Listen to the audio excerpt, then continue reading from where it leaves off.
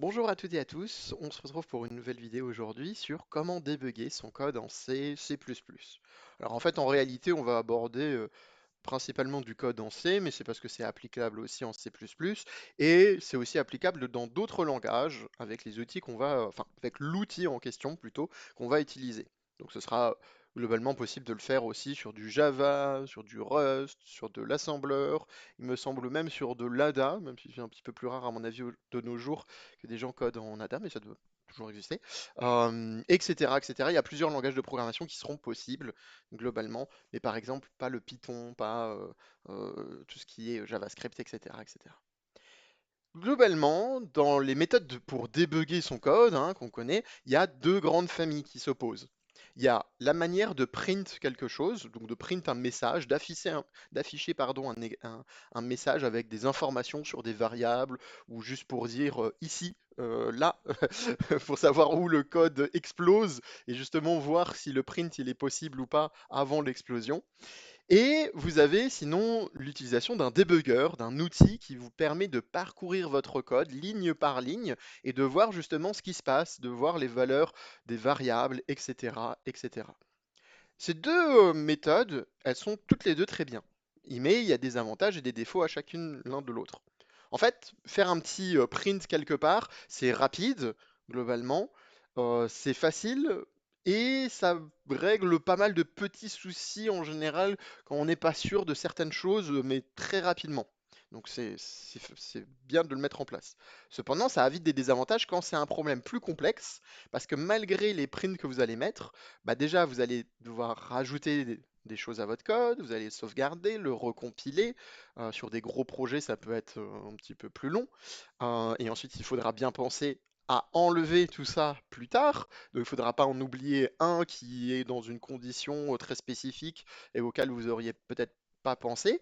Donc, ça va vous demander de clean du code, etc.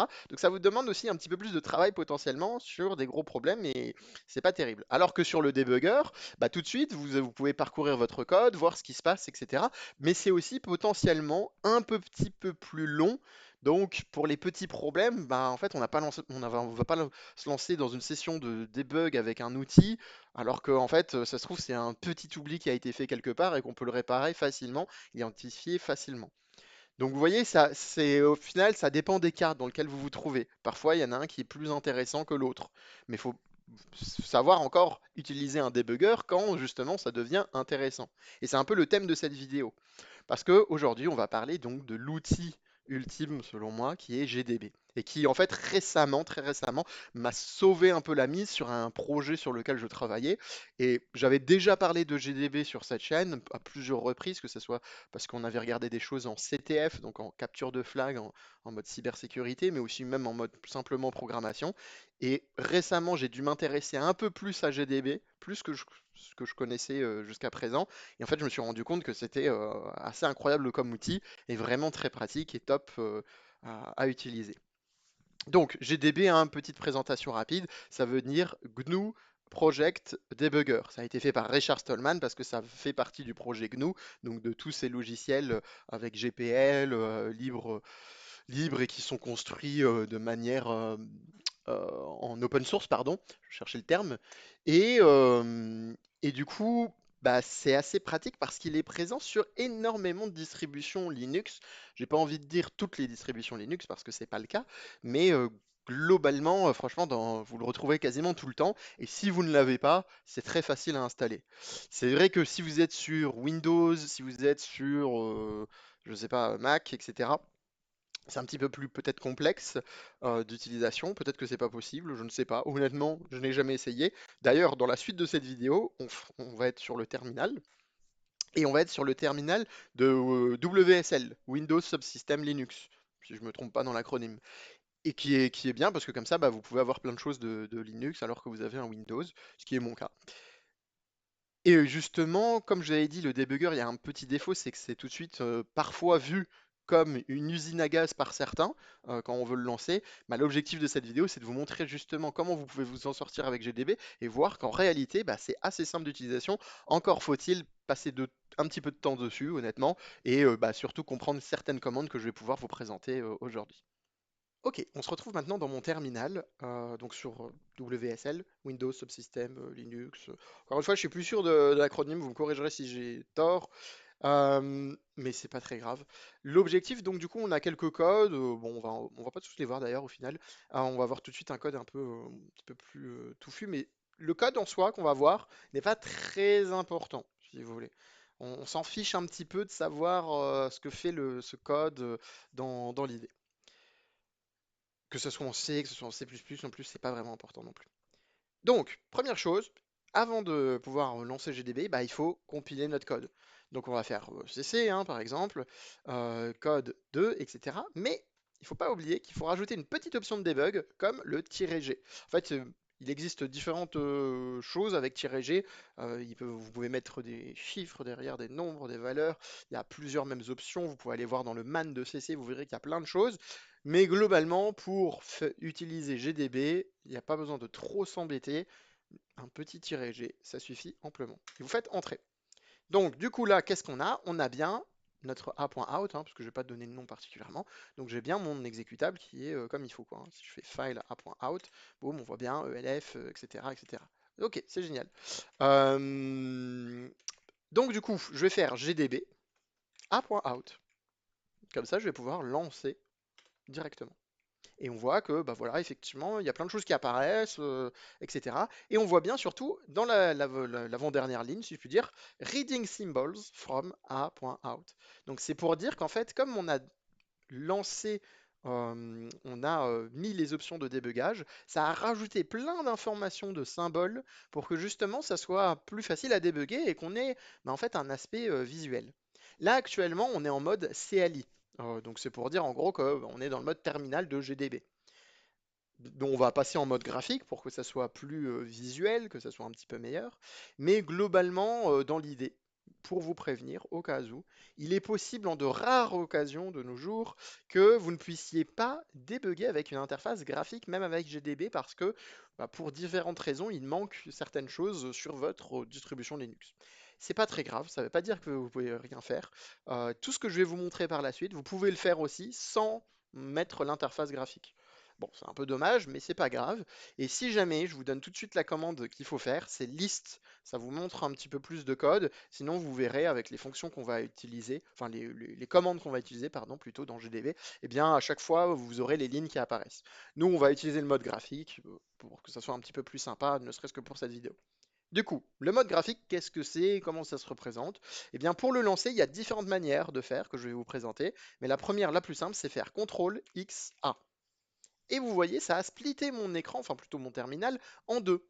Une partie visuelle graphique et une partie ici où je vais pouvoir rentrer des commandes pour GDB. Si je refais CTRL XA, ça l'enlève, on repasse en mode CLI. Euh, du coup, ça me permet de vous montrer comment faire autrement. Vous pouvez faire Layout, SRC, et vous voyez, ça fait la même chose. De nouveau, je fais CTRL XA. Je peux faire aussi Layout Next. Et alors là, qu'est-ce qu'on voit? Parce que c'est un petit peu cryptique, potentiellement, pour certains d'entre vous. Eh bien, enfin, quoi que pour moi aussi, en fait, hein, je suis le malin, mais là, ça reste un petit peu, mais, un petit peu bizarre. En fait, c'est du code en assembleur. Voilà, c'est les instructions en assembleur, globalement, qu'on a. Alors, c'est des choses qu'on a déjà vues sur cette chaîne dans des vidéos il y a quelques temps de ça maintenant, dans les toutes premières vidéos, et même dans ma première vidéo que j'avais fait sur GDB il y a longtemps. Et d'ailleurs, elle n'est pas super intéressante, c'est pour ça que je voulais la refaire, parce que je la trouvais un peu mieux maintenant, et j'ai beaucoup plus de choses à dire sur GDB. Donc voilà. Mais globalement, bah, en fait, on a de l'assembleur. C'est très sympa, moi j'adore ça. Je trouve ça super intéressant dans l'idée, dans le concept. Il y a plein de CTF où on voit ça avec Ghidra, etc. Je vous invite à regarder la vidéo sur Ghidra qu'il y a sur la chaîne, sur la page d'accueil. Mais voilà. Du coup, bon, c'est bien sympa, mais ça ne nous aide pas à débugger. Donc, une fois que vous avez fait Layout Next, vous faites List et ça y est, vous avez l'affichage de nouveau. Ok, très bien. Bon, alors il y a une dernière option comme que je peux vous montrer. Quand vous faites gdb 1.out, vous pouvez bien entendu, comme dans beaucoup de commandes, rajouter des options avec gdb. Et vous pouvez faire TUI. Et si vous faites TUI, ça ne va pas l'afficher tout de suite, il faut appuyer sur Entrée une fois, potentiellement. Ça dépend de votre écran. Mais globalement, moi, je dois appuyer sur Entrée une fois. Et du coup, ça y est, bah, j'ai de nouveau mon mode graphique. Bon, top. Maintenant, on va commencer à débugger, parce que là, en fait, on ne peut pas encore aller vraiment débugger. L'action de débugger, il faut savoir avec GDB que dans l'idée, c'est qu'on va parcourir ligne par ligne. Alors, on n'est pas obligé d'aller ligne par ligne, on verra plus tard on va sauter des lignes parfois, des choses comme ça. Eh bien, du coup, on va aller ligne par ligne pour voir un peu les choses, examiner nos variables, examiner nos arguments, etc., etc. Et pour faire ça, eh ben, il faut démarrer la session. Là, il n'est pas encore totalement démarré. Et pour ça, il y a deux commandes qui sont possibles, c'est start, et sinon l'autre, c'est run. La différence entre les deux, on va la voir, c'est que si je fais start ici et que j'appuie sur entrée, eh bien, on voit par défaut que déjà sur l'aspect visuel, l'aspect graphique, on a un genre de curseur et un surligneur par rapport à la ligne en blanc qui nous indique en fait où on en est dans notre code. Et vous voyez, il a commencé par défaut ici. Pourquoi je dis par défaut? Parce que c'est lui-même qui a mis un temporary breakpoint avec start au plus tôt qu'il pouvait. Il faut savoir une chose, c'est que quand vous voyez une ligne blanche comme ça, dans la plupart des cas, il peut y avoir quelques toutes petites exceptions qui ne sont pas très importantes, eh bien, en fait, ça veut dire que la ligne n'a pas encore été exécutée. Donc ça veut dire que là, i ne vaut pas encore 1. Pour le moment, i n'a pas été, on ne lui a pas attribué de valeur en tout cas. C'est que quand je vais passer à la ligne suivante, à la ligne 8, que là, du coup, la valeur i sera bien setup à 1. Mais pour le moment, il n'est pas encore setup à 1. On verra un peu plus tard comment regarder les variables, etc. Ok, donc maintenant, je vais quitter, je vais faire exprès de quitter, hein, je n'ai pas besoin de quitter d'ailleurs, mais je vais le faire quand même. Et juste pour vous remontrer, hein, je relance GDB, je fais CTRL XA sur mon clavier, ça vous pouvez malheureusement pas le voir, mais c'est ce que j'ai fait. Et du coup, cette fois, au lieu de faire Start, je vais faire Run. Donc si je fais Run ici, et que j'appuie sur Entrée, on voit qu'il s'est passé des choses, il y a eu un petit mouvement, il y a eu des petites lignes qui sont apparues, mais là, il n'y a pas de curseur ni de surligneur. Et en plus, on voit bien que la dernière ligne ici, il me dit bien inférieur one process machin chose, exit normally. En fait, la différence entre run et start, c'est que run vous permet bien de démarrer la session, mais en fait, lui, s'il ne rencontre pas de breakpoints qui ont été mis par l'utilisateur, et bien du coup, bah, en fait, il va parcourir l'intégralité du code. Et il se trouve que là, bah, il a parcouru l'intégralité du code, et voilà, ça s'est arrêté là, sans plus, quoi. Bon, ok. Alors, du coup, nous, globalement, dans l'idée, parce que je vais vous parler des breakpoints un peu plus tard, on va utiliser start pour le moment. Donc ça veut dire qu'on va parcourir un peu tout notre code. Et si je parcours avec start, maintenant, j'aimerais passer à la ligne suivante. Comment faire? Eh bien, en fait, il faut que j'aille à la commande suivante, c'est avec next. Donc j'ai plusieurs options possibles, c'est-à-dire que je peux taper next ici, mais je peux taper aussi simplement n.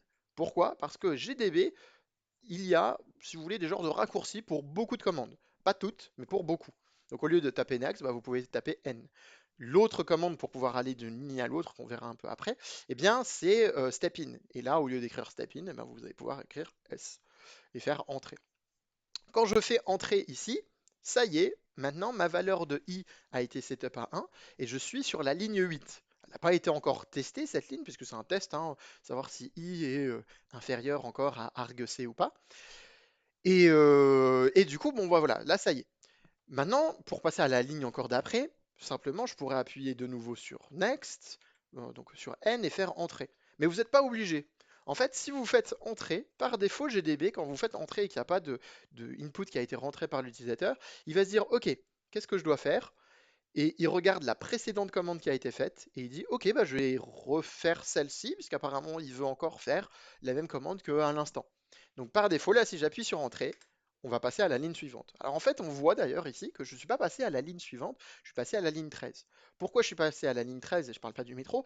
Eh bien, en fait, c'est tout simplement parce que mon test a échoué, c'est-à-dire que i n'était pas inférieur à argc, et du coup, c'est fini. Pourquoi c'est pas arrivé? Parce que globalement, mon programme, il a besoin d'avoir des arguments. Et ça, c'est un problème, parce que du coup, effectivement, je ne vous ai pas montré encore comment faire. Donc là, je vais quitter GDB pour vous montrer une manière de faire, entre autres, mince, j'ai pas appuyé sur Y, hop, GDB a.out. Et alors là, en fait, je vais pouvoir mettre effectivement un point out, hein, juste pour vous montrer ce que fait le programme, quand même si c'est pas très intéressant, il fait pas grand-chose. Si je mets chat, si je mets chien, si je mets dragon, Voilà, on s'amuse. Eh bien, vous voyez qu'en fait, globalement, il va juste me print les arguments. Bon, c'est pas super intéressant, mais c'est pas mal. Eh bien, en fait, quand je lance GDB, une des manières de faire, il en existe une autre que je vous montrerai plus tard, eh bien, vous faites args. Et du coup, ça veut dire à GDB, ok, bah en fait, tu vas démarrer a.out, mais avec les arguments qui te sont donnés. Donc, du coup, de nouveau, CTRL X1 hein, pour bien voir. Là, on va faire de nouveau start. Et du coup, là, je vais passer avec next, donc avec N. Je fais entrée. Je fais de nouveau entrée. Et ça y est, cette fois, bah, tout va bien. J'ai bien des arguments. Donc, du coup, je vais pouvoir imprimer les choses. Là, je vais appuyer sur entrée. Et vous allez voir que pour le moment, alors je suis un peu surpris, je vous avouerai, c'était un peu inapprévu. Ah, voilà, là, il y a eu quelque chose. Vous voyez, le printf est passé. Il s'est passé quelque chose. Et là, sur mon terminal, alors que j'ai rien tapé, parce qu'on voit d'ailleurs hein, mon curseur, il y a une petite lettre qui est apparue. Pourquoi?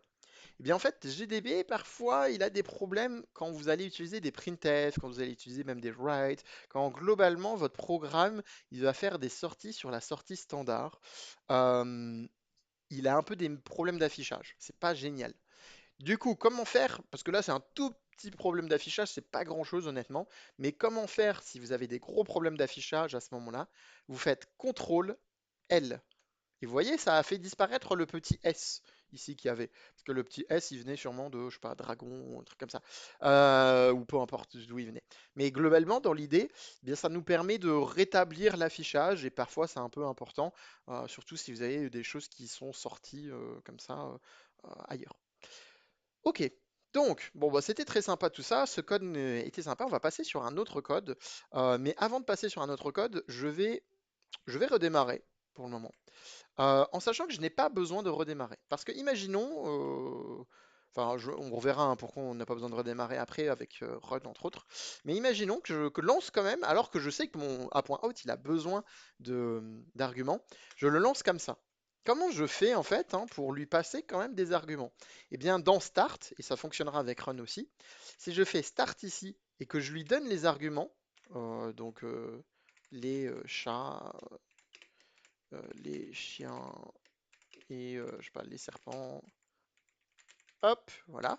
Et bien, quand je vais faire rentrer, vous voyez, et puis je vais faire next, et bien, je rentre bien dans ma condition parce qu'en fait, tout ce que vous mettez à la suite de start, ça va lui permettre, il va le comprendre en fait, GDB, dire ah ok, bah c'est mes arguments, je dois en faire quelque chose, etc. C'est comme si je lançais le programme depuis le terminal et autres. Et donc du coup, c'est super pratique parce que bah, vous pourrez tester si vous refaites start ici, mais cette fois avec d'autres mots. Imaginons, je sais pas, les dragons. Alors j'écris n'importe quoi, hein, on s'en fiche. Les dragons, les magiciens, hop, les magiciens, si j'y arrive. Et bien du coup, il va me dire, est-ce que vous êtes sûr de vouloir redémarrer? Je vais lui dire oui. Et du coup, ça y est, bah, je peux repartir et puis je peux faire N, etc. etc. Ok, top. On va quitter ce code-là. Ce code-là était très sympa, mais bon, il était assez court. Et surtout que malheureusement, j'ai pas pu vous montrer d'autres choses. Donc je recompile avec les options de debug, -G, je relance GDB avec a.out. En sachant que là aussi j'ai besoin d'arguments. Et ce que je vais faire, c'est que je vais tout de suite les mettre. Le programme, c'est pas très intéressant ce qu'il fait, on s'en fiche un peu honnêtement. Donc du coup, en fait, j'ai juste besoin de lui mettre un argument. Mais par contre, ce qui est intéressant, sachez-le, c'est que du coup, c'est vraiment comme si vous étiez dans le terminal. Vous pouvez faire des redirections. Je vais faire des redirections par rapport à un infile, parce qu'en fait, à un moment donné, dans ce programme, il va lire l'entrée 0, en fait, ce que normalement un utilisateur va taper. Mais moi, j'ai déjà préparé un fichier qui s'appelle infile, qui du coup, bah, comme ça, va pouvoir lire à l'intérieur et faire des traitements dessus. Et après, peu importe ce qu'il fait, en fait, on s'en moque un petit peu de ce qu'il fait honnêtement. J'appuie sur Entrée, il me met bien lui-même le temporary breakpoint, et ça y est, je peux commencer à parcourir les choses. Donc si je fais Next, comme on a pu le voir, bon bah ça y est, je passe ici, mais sauf que là, j'ai un problème. Là, j'ai envie de rentrer dans la fonction reading, qui est une fonction que j'ai moi-même codée, hein, qui se retrouve juste ici à partir de la ligne 54. Alors que moi, là, actuellement, je suis à la ligne 103. Le problème, c'est que si je fais next, je vais passer à la ligne 104. Je vais passer à la ligne suivante. Et du coup, ça aura exécuté ma fonction reading. Donc, le reading aura fait son travail, ça va le mettre dans str, et puis bah, du coup, là, je vais me retrouver sur ce printf. Mais sauf que, imaginons que mon bug, il vient dans reading. Ou en tout cas, je pense qu'il vient de reading. J'ai envie d'aller voir. Comment je fais? Eh bien, c'est là où il y a le step in. Donc, du coup, je vais faire S pour step in, je vais faire entrée, Et ça y est, vous voyez, je me retrouve à la ligne 59 et plus à la ligne, je sais plus combien je vous ai dit, 103, pardon, où j'étais. De nouveau, là, bah, je vais pouvoir parcourir mon code en appuyant sur Entrée. Je vais appuyer sur Entrée encore une fois. Et là, surprise, un problème. Qu'est-ce qui se passe? Eh bien, en fait, comme je vous ai dit, quand vous faites Entrée, ça fait la dernière commande que vous avez fait. Step in permet en fait de parcourir le code, mais à chaque fois qu'il va rencontrer une fonction, step in, il va vouloir rentrer à l'intérieur de cette fonction pour vous montrer les choses. Là, le problème, c'est que j'ai pas le code de malloc. Malloc est une fonction qui vient de la part d'une librairie, std.h, etc. Moi, j'ai pas le code source de malloc techniquement. Donc du coup, c'est compliqué. Mais c'est pas grave, pas besoin de tout redémarrer, pas besoin de fermer votre terminal, de fermer GDB ou je ne sais quoi. En fait, simplement, si jamais vous êtes rentré par mégarde dans une fonction dans laquelle vous ne vouliez pas rentrer, eh bien vous allez pouvoir faire fin. Et du coup, vous allez revenir du coup à à la fonction qui a appelé cette autre fonction dans laquelle vous êtes rentré, et vous vous retrouvez de nouveau à la ligne 60. Alors je vais faire next cette fois pour de nouveau ne pas rentrer dans l'autre fonction qui est read un petit peu en dessous, auquel je n'ai pas accès au code. Et donc du coup, je vais pouvoir continuer ma session de debug comme ça. Là, par exemple, imaginons que je veux rentrer dans mystrjoin, je fais S, je fais entrée, je suis à l'intérieur de mystrjoin. De nouveau, je peux faire next parce que j'ai pas envie de rentrer dans d'autres fonctions. Là, ce qui est très intéressant, c'est que vous voyez dans ce malloc, j'ai malloc, mais surtout j'ai des mystrlen. Là, si je fais S, le step in, eh bien en fait, je vais rentrer dans le code de mystrlen. Si je fais fin de nouveau, ok, je fais step in de nouveau, je suis de nouveau dans le second appel de strlen cette fois. Et du coup, bon bah là, je vais faire de nouveau fin parce qu'encore une fois, ça ne m'intéresse pas de voir cette fonction-là. Imaginons qu'elle fonctionne bien, etc., etc. Ok, c'est génial. Bon, maintenant, imaginons que bah, c'est un peu compliqué toute cette histoire parce que c'est bien sympa, mais moi le problème c'est que là, parcourir mon code, ça ne me suffit pas à voir où est le problème. Alors parfois des problèmes logiques, de if, de conditions, de boucles, etc. Bon, bah c'est quand même bien de le voir comme ça, mais ça ne suffit pas. Il faudrait que je puisse voir, je ne sais pas, par exemple, bah, mes variables, mes arguments. Alors il y a plusieurs choses qui sont possibles. En fait, si vous faites info alors, hop, d'ailleurs, en fait, ce que je vais faire, c'est que je vais plutôt start de nouveau. Comme ça, on va aller, parce que ça va être important pour la suite. Donc, je starte de nouveau. Et en fait, ici, je peux faire info. Alors, si je le tape bien, info args. Info args vous permet d'avoir des informations sur les arguments de votre fonction. Alors, on voit quoi? On voit que argc est égal à 2. Ok, cool. Par contre, car étoile étoile argv, bah, c'est un peu compliqué. On voit en fait seulement son adresse. C'est bien sympa, mais du coup, je vois pas vraiment son contenu. Alors en fait, c'est très simple. Si vous connaissez du C et du C++ ou des choses un peu dans ce style-là, après il faut adapter peut-être pour le Java ou autre. Je vous avouerai ne pas connaître du Java, ou très peu, j'en ai très peu vu dans ma vie. Mais globalement, en fait, vous allez pouvoir, au lieu de faire info, vous allez pouvoir lui demander exactement de print la valeur d'une variable. Donc vous tapez print et le nom de la variable qui vous intéresse. Donc si on fait print argv, encore une fois, on voit l'adresse. Mais c'est normal parce qu'il nous dit bien, c'est un car étoile étoile. Donc du coup, je vais faire print étoile argv. Et du coup, je vois quoi? Bah, je vois en fait mon pass pour mon exécutable avec a.out, avec mon pseudo qui est mon nom sur la chaîne YouTube. Et globalement, bah, on voit plein d'informations. Alors vous l'aurez remarqué, effectivement, si vous connaissez, bah, vous voyez bien que en fait, j'ai print que l'adresse de argv, le contenu, donc forcément le premier élément, mais si j'avais voulu voir la suite, bien simplement, ou d'autres, je peux faire print argv crochet 1, comme un tableau, parce que en fait c'est un tableau, mais, mais globalement ça nous permet de voir un petit peu plus de choses. Je peux faire print argv 2, mais là c'est nul terminated. L'autre astuce, c'est de faire print. Alors hop, si je le tape bien, print étoile argv, arrobase, et là en fait il faut mettre une quantité, donc je vais dire arrobase 3, et vous voyez je vais avoir toutes les choses. Alors je pourrais faire même plus, je pourrais faire même print étoile argv, arrobase, je sais pas, imaginons 6, mais vous voyez que bah, j'ai d'autres choses qui apparaissent. En fait, vu que je sors de argv, en fait, je vois ce qu'il y a dans envp, si vous connaissez les arguments du main, c'est le troisième argument qui vient souvent, et je commence à voir en fait des choses que je devrais pas voir. Donc c'est vrai que ça peut être un peu compliqué. Parfois, sachez que pour des strings, vous pouvez utiliser print étoile argv arrobase strlen. entre parenthèses, du coup, la chose de strlen. Il y a plein de petites fonctions comme ça un petit peu pour print les choses, ou alors sinon vous faites arrobase et vous faites un peu au doigt mouillé sur la quantité. Bon, c'est pas terrible, et c'est pour ça que arrobase strlen c'est souvent un peu mieux. Là, comme je suis dans un tableau de tableau, je ne peux pas faire strlen, donc c'est pas très intéressant. Anyway, ok, c'est top. Bon, vous allez vous dire, maintenant c'est bien, etc. C'est cool. Là, je vais passer un petit peu mon code. Mais maintenant, j'aimerais. Et alors là, vous voyez, hein, de nouveau, j'ai un petit bug d'affichage. J'ai deux choses qui sont mises avec un surligneur.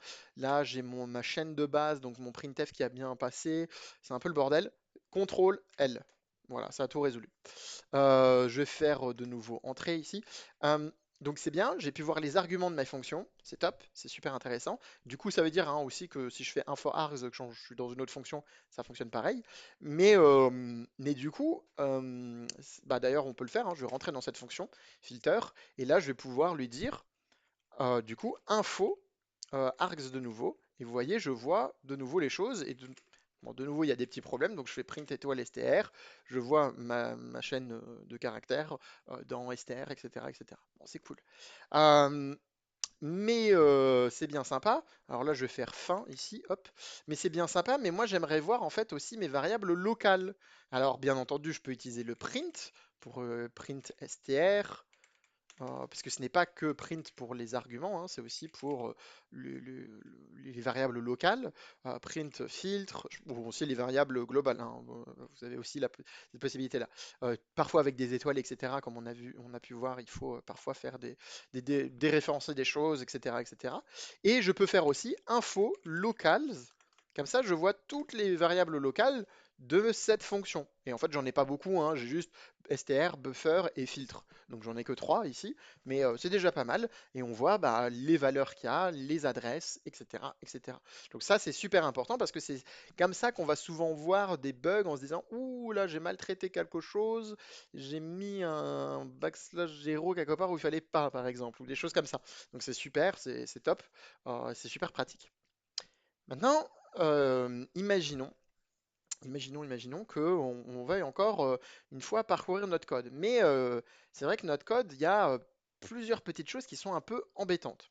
Déjà, je vais faire de nouveau start pour le moment, hop, et je vais aller rentrer dans ma fonction reading.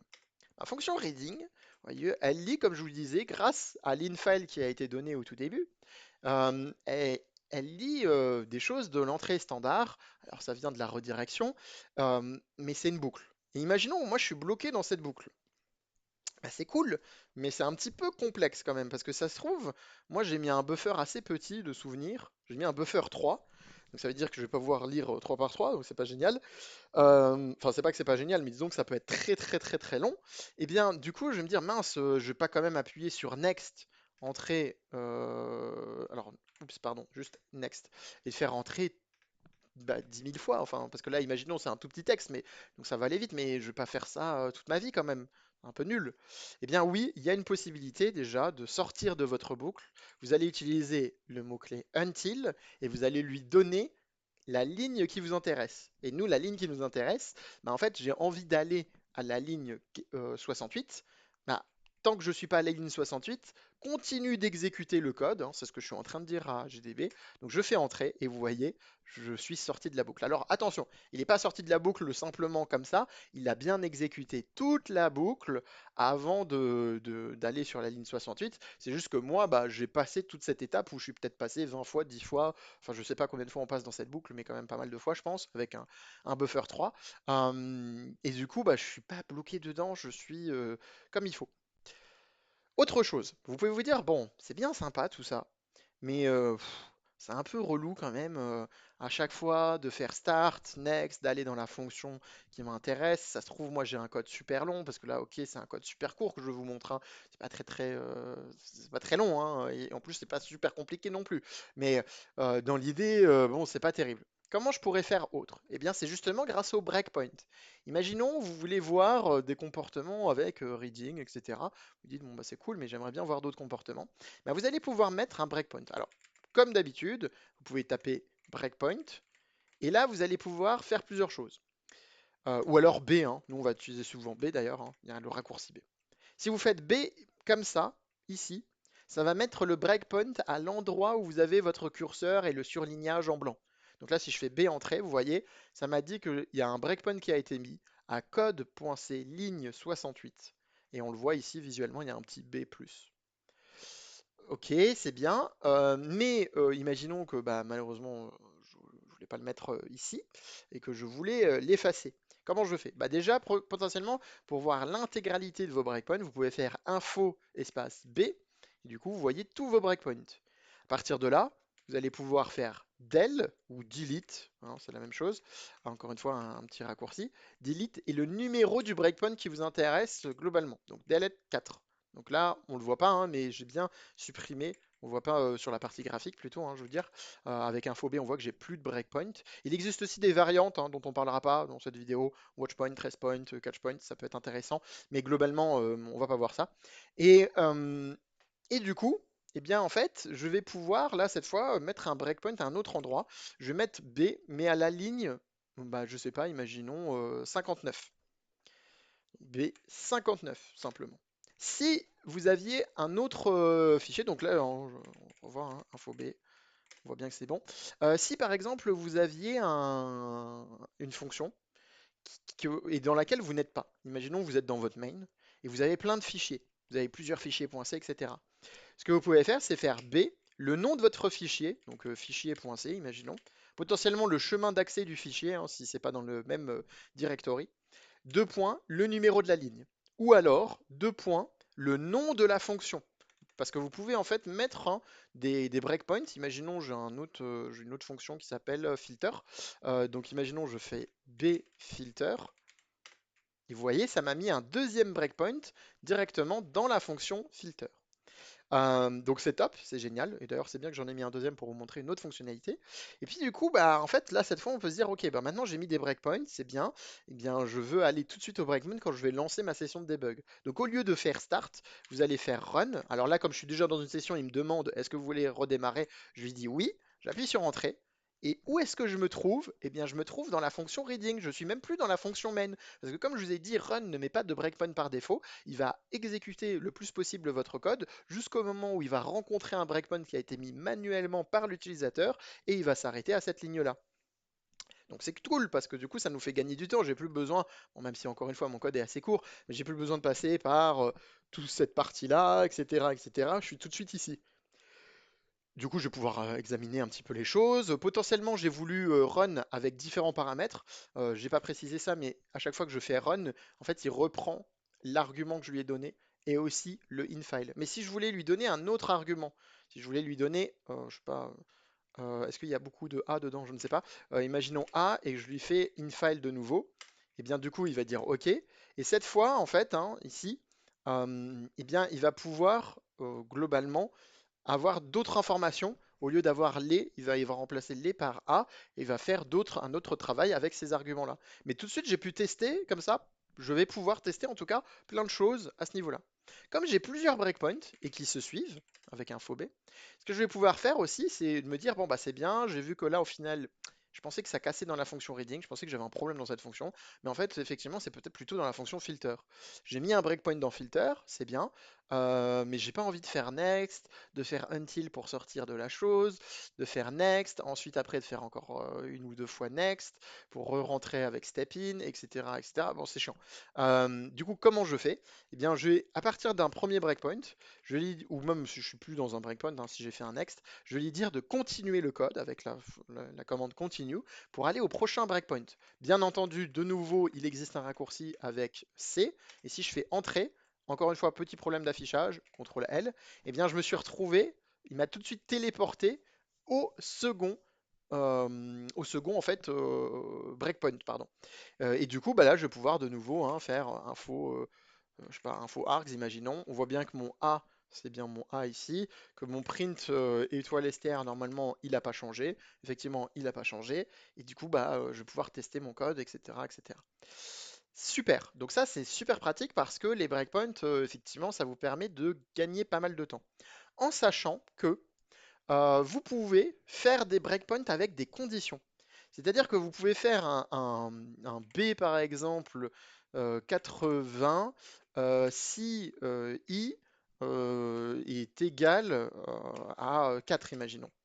Et du coup, vous voyez, là, maintenant, j'ai un breakpoint qui a bien été mis à la ligne 80, mais qui est conditionnel. Avec info B, ça va très vite se voir, puisqu'on voit que ce breakpoint, il me dit bien stop only if i est égal à 4.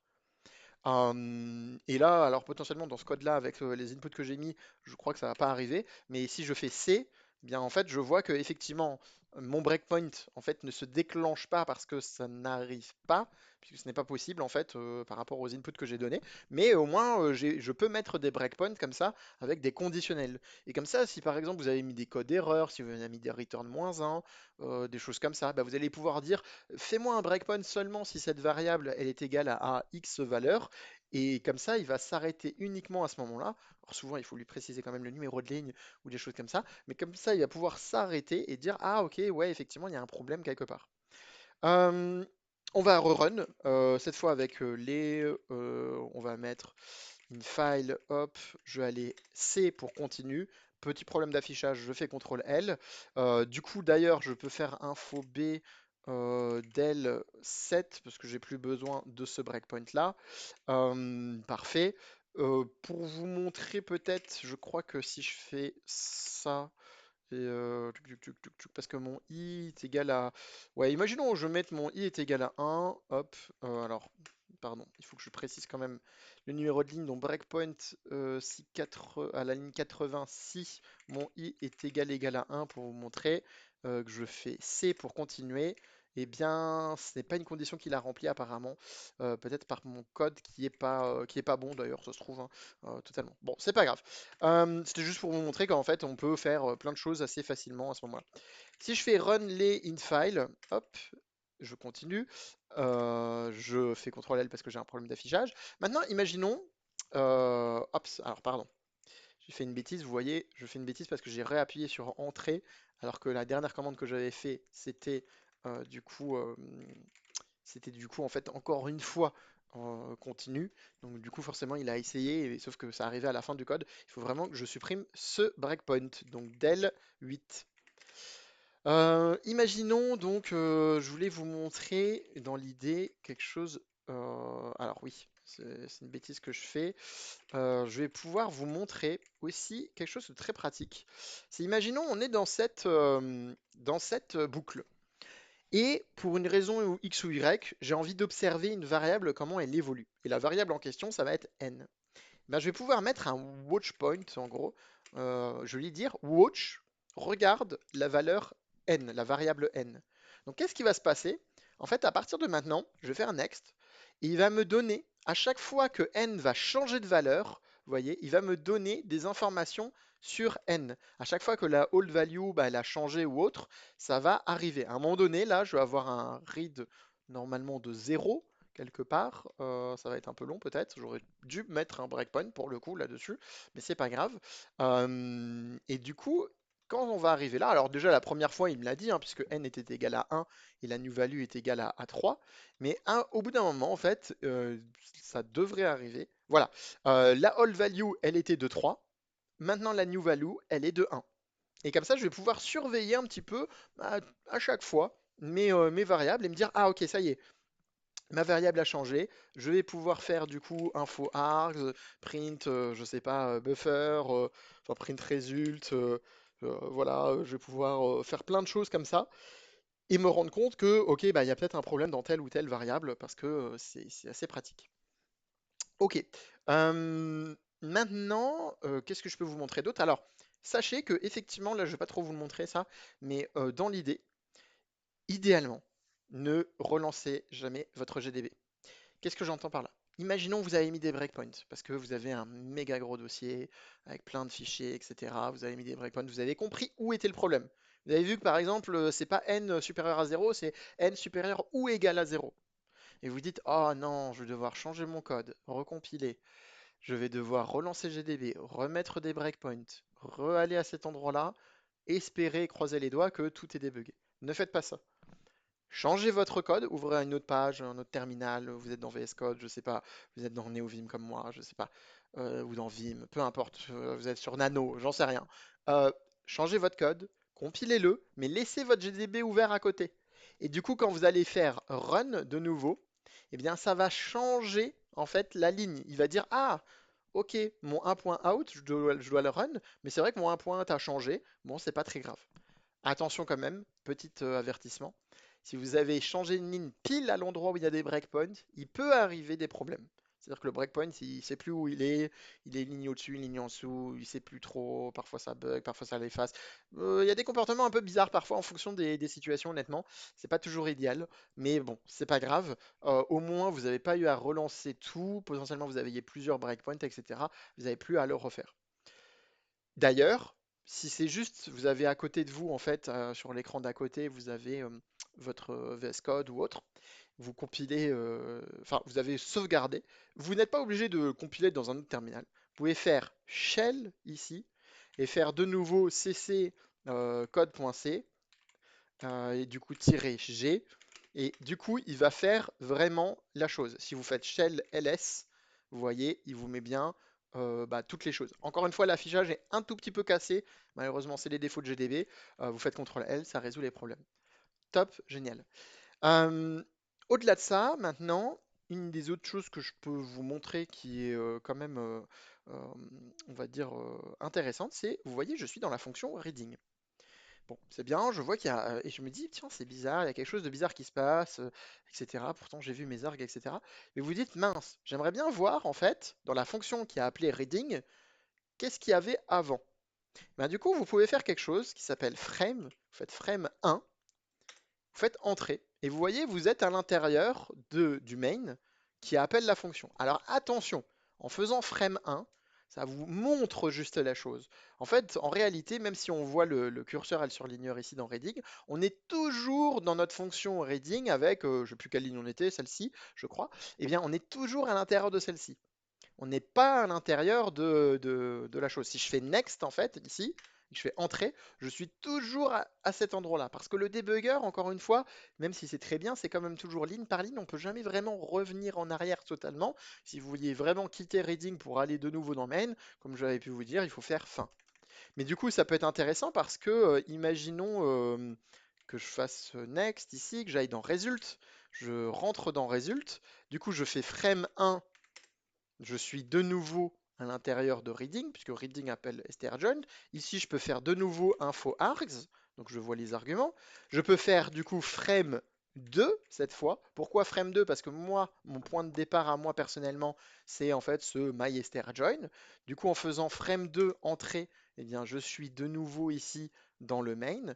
Et après, bon, je pourrais faire frame 3, mais ça ne va pas marcher parce qu'effectivement, il n'y a pas de troisième frame. Mais si vous avez des fonctions qui appellent une fonction qui appelle dans une fonction qui est dans une fonction, d'ailleurs, est-ce que ce serait pas le cas dans mystrjoin? Oui, si je fais step in ici, je suis dans strlen, je fais frame 1, je suis dans mystrjoin, je fais frame 2, alors pas frame 12, pardon, ça c'est pas possible, ça n'existe pas du coup.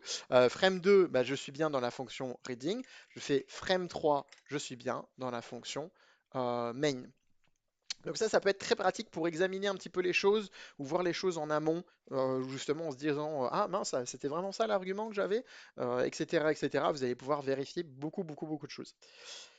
Autre grosse puissance de GDB, c'est de pouvoir faire en fait des genres de macros. En fait, vous pouvez définir vous-même certaines choses. C'est-à-dire que là, imaginons je suis ici, vous avez vu, c'est un peu, imaginons c'est un peu embêtant de faire info args, de faire info locals. En fait, moi, je fais les deux à chaque fois. Donc, c'est stupide de faire la chose. Et du coup, je peux faire define. Alors, il faut que je lui donne un nom. Idéalement, ne lui donnez pas un nom qui existe déjà, mais bon, vous pouvez quand même. Vous pouvez faire define info. Du coup, il va vous dire, oula, t'es sûr que tu veux redéfinir un built-in command info? Là, aujourd'hui, on va lui dire oui, c'est pas grave. De toute façon, ça va être conservé uniquement pour cette session de debug. Et du coup, là, je vais lui dire, en fait, en gros, hein, qu'est-ce qu'il me dit? Il me dit, bah, tapez les commandes que vous voulez définir et finissez avec un end. Donc là, par exemple, je vais lui faire info locals et je vais lui faire info args. Et là, je vais lui dire end. Et du coup, maintenant, quand je vais faire info, et ben en fait, il me montre toutes les choses. Alors là, ça marche pas très bien. Pourquoi? Parce que j'ai un peu cassé mon info. C'est pas génial. Mais bon, si je fais frame, que je fais info, Vous voyez, il va me donner à chaque fois plein d'infos, etc., etc. D'ailleurs, j'ai fait frame tout court, c'est frame 1, imaginons, et que je fais info. Là, voilà, là, ça marche un petit peu mieux. Il m'a montré à la fois info locals et info args. Bon, c'est pas idéal parce que j'ai fait sur info, mais c'est pas grave. Du coup, comme ça, vous allez pouvoir faire des choses. Mais le problème, c'est que dès que je vais appuyer sur quitter, eh bien malheureusement, cette commande, elle va disparaître à tout jamais. Cependant, il existe une possibilité très intéressante, c'est que vous pouvez créer des fichiers .gdb init. Et dans ces .gdb init, vous allez faire la même chose. Vous allez faire define info, revenir à la ligne, info args, info, etc., end. Et du coup, vous allez pouvoir, avec un petit peu de pratique parfois, vous faire votre propre gdb.init avec plein de choses un petit peu plus stylisées, un petit peu plus complexes, etc., etc. Bien entendu, dans cette vidéo, on voit pas tout, hein. On va pas se mentir, il y a énormément de choses. En fait, il existe énormément de commandes. Euh, il faut savoir que du coup, vous pouvez taper help. Et en fait, en faisant help, vous voyez, par exemple, j'ai fait help 7, qu'on va utiliser là. Et bien, dans help 7, en fait, il vous explique qu'est-ce que c'est fait que cette variable, enfin, qu'est-ce que fait que cette commande. Donc, on voit que là, dans l'utilisation, evaluate expression exp and assign result to variable var. Donc usage, set, var égale exp, etc. Bon, il vous donne des détails, vous pouvez tout lire, il vous met plein de choses et vous voyez qu'il y a plein d'options en plus qui existent. Set args, set check, set base name, set backtrace, etc. etc. Vous voyez qu'il y a énormément de choses. Donc en fait, après ça, en fait, il y a aussi beaucoup de cas par cas qui va arriver. Mais quelque chose de très intéressant que j'ai utilisé, alors si vous suivez mes autres vidéos, vous le savez peut-être, je suis étudiant à l'école 42 actuellement, par exemple, j'ai dû corriger quelqu'un. C'est un peu le concept de l'école, je vous invite à regarder les vidéos si vous ne connaissez pas, vous verrez, c'est top. Euh, Globalement, je devais corriger quelqu'un sur un sujet, et je me suis rendu compte qu'il y avait un gros problème. Le problème, c'est qu'il y a des règles très spécifiques pour la correction des gens. Et souvent, on ne peut pas trop toucher au code des gens pour montrer qu'il y a des problèmes. Enfin, on peut, hein, mais bon, c'est pas génial. Et j'avais pas envie de faire comme ça. Du coup, j'ai lancé GDB. Et en fait, je me suis rendu compte, un peu comme ici d'ailleurs, que là, si je fais next, hein, alors, pardon, effectivement, il faut que je sorte de cette fonction-là. Voilà, donc là, si je fais next ici, mon result, il a été malloc. Donc, print étoile result. Et il se passe des choses dedans, voilà. Il y a des choses dans Result, c'est cool. Alors, d'ailleurs, c'est pas du coup besoin de faire étoile ici. Je vais juste faire print result. Il se passe des choses. On voit que ça va peut-être même d'ailleurs un peu exploser. Et c'est pas grave, on s'en moque. Ah bah non, mais pardon, il a juste fait le malloc. C'est génial. Je vous dis des bêtises. Mais peu importe, il y a eu le malloc.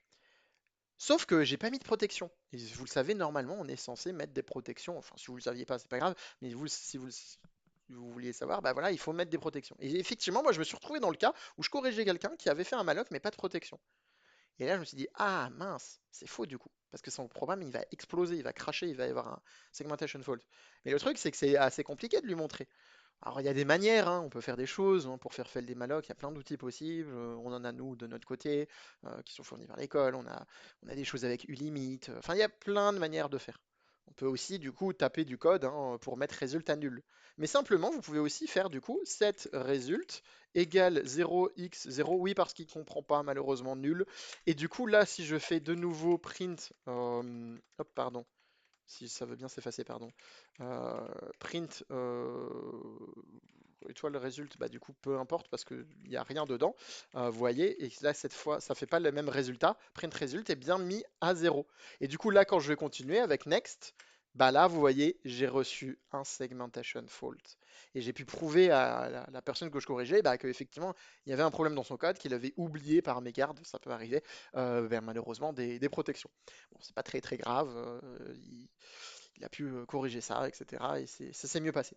Mais voilà, donc du coup ça c'est intéressant parce que justement vous pouvez set des variables et parfois, bon là dans le cas d'un malloc, je suis pas sûr que ce soit ultra intéressant, mais par exemple si vous avez une variable qui prend plusieurs valeurs, vous vous dites ah qu'est-ce qui se passe si je mets, si en fait la variable elle est à 5 tout de suite, ou alors même dans une boucle, hein, j'arrive dans une boucle, dans les boucles dans lesquelles j'étais, et en fait je dis bon bah S tout de suite ici là avec le n, bah en fait n j'ai envie de le passer, imaginons que n est égal à -1. Et du coup, bah, une fois que je suis passé à la ligne ici, bah, du coup, il va sauter, il va aller tout de suite dans Result. Qu'est-ce qui se passe quand mon read a fail? Parce que là aussi, mon read, il n'y a pas de protection, hein, techniquement. Enfin, Il peut y avoir, oui, il peut y avoir des fails de read avec -1. Donc du coup, là, je les ai pas fait. Donc qu'est-ce qui se passe? Donc je peux gérer plein de choses comme ça qui peuvent être importantes.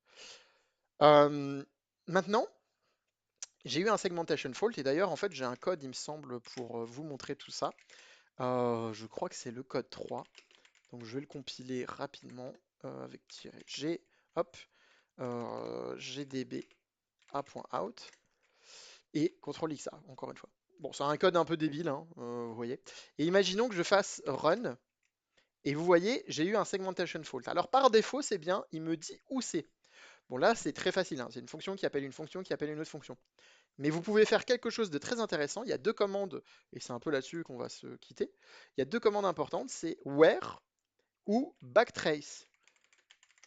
Et du coup, avec where ou backtrace, vous allez pouvoir tracer exactement le chemin qu'il a parcouru. C'est pas simplement la ligne, pourquoi il est arrivé dans cette ligne-là, parce que potentiellement la fonction vous là que j'ai, bah, elle peut être appelée par plusieurs fonctions, donc du coup elle peut avoir fail avec seulement le premier appel, mais le deuxième ou le troisième, etc. Et bah là du coup je vais voir exactement où ça a cassé.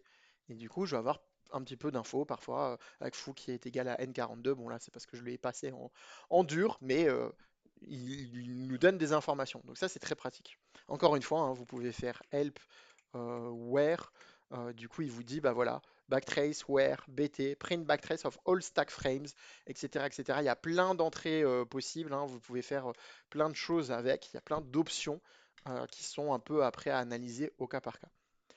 Voilà, c'était un petit peu tout sur GDB. En tout cas, un petit peu plus que ce que j'avais pu montrer dans la toute première vidéo que j'avais fait sur GDB, qui était un peu un guide de survie aussi, mais là avec beaucoup plus de contenu, parce que là j'ai parlé pendant pas mal de temps. Je voulais pas trop que la vidéo soit trop longue, mais malheureusement on s'est un petit peu loupé, mais c'est pas grave. J'espère que celle-ci vous aide un peu. J'espère qu'elle vous a plu. Si vous voulez plus de vidéos sur GDB, peut-être avec des choses un petit peu plus poussées, ou alors avec peut-être des cas plus précis de certaines choses, ou si vous voulez revoir plus des codes en C++, du coup, avec GDB, bah, n'hésitez pas à mettre un petit commentaire, un petit like à la vidéo, ça fait toujours plaisir, ça m'aide, bah, comme ça au moins on peut échanger, c'est toujours sympa, ça fait toujours plaisir. Merci d'avoir suivi cette vidéo, je vous dis à bientôt, bonne soirée, au revoir.